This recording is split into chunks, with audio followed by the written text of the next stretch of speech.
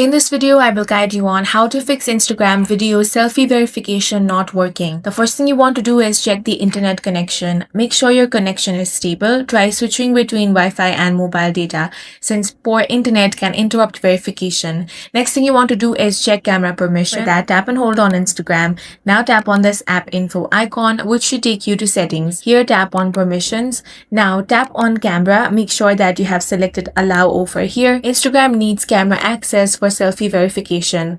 Next, you want to clear Instagram's cache. For that, head back. Now tap on storage. Here, find the option of clear cache. Tap on that.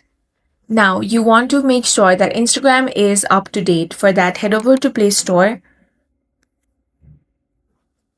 Now search Instagram over here. If you find update, tap on that and update the app to the latest version. If it is still not working, then you want to reinstall the app. For that, tap on the uninstall option, uninstall Instagram and then install it again. Lastly, you want to restart your phone. Hold the power button, then tap on restart. This can fix any temporary device glitches. After all of that is done, Instagram video verification should work properly again. That's all for this video. If you found it useful, make sure to hit the like button and subscribe for more videos like this.